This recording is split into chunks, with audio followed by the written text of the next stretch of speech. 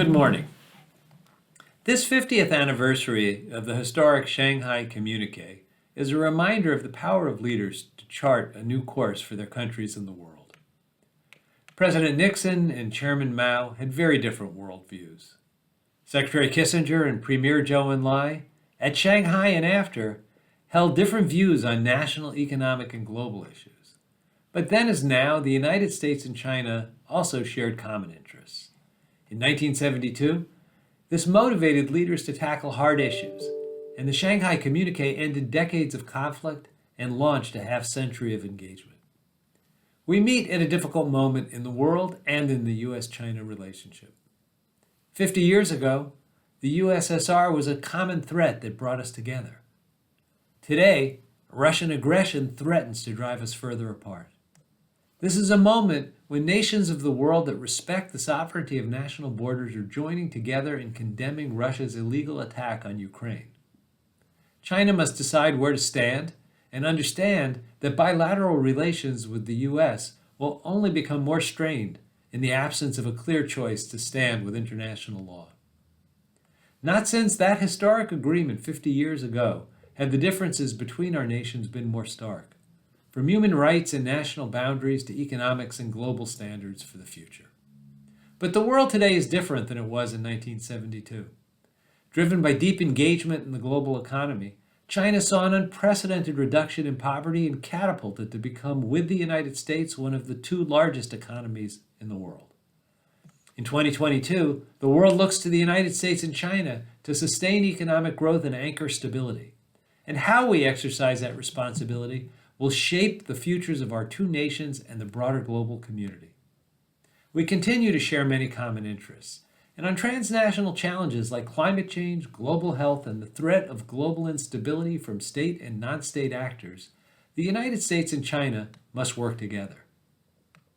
As we compete in the integrated global economy, our goal should be rules of the road that ensure fairness and competition, not outright hostility.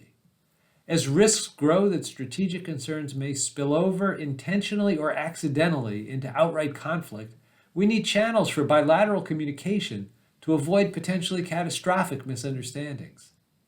And as new technologies transform economic and strategic boundaries, we must work as leaders in the global community to develop and implement standards that protect our respective economic and security interests.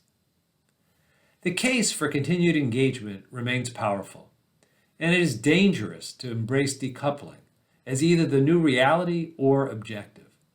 At the same time, our respective security concerns demand that boundaries be well-defined and respected, and engagement that is deliberate and transparent.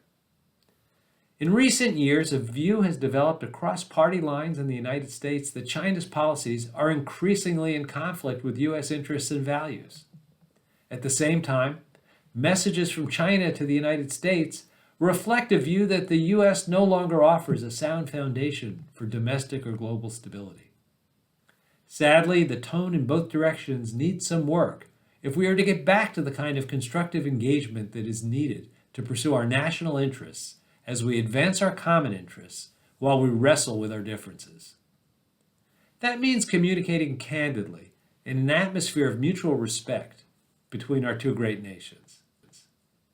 The National Committee on U.S.-China Relations for 50 years has promoted dialogue and people-to-people exchanges. That was key to making progress at a ping-pong table 50 years ago and remains critical today. The National Committee on U.S.-China Relations will continue to promote dialogue and exchanges among all sectors of society. This 50th anniversary of the Shanghai Communiqué is a reminder of the power of leaders to use diplomacy and engagement to narrow differences and avoid outright conflict. At this moment of deep tension around the world, today's leaders must rise to the same challenge to chart a better future. Thank you.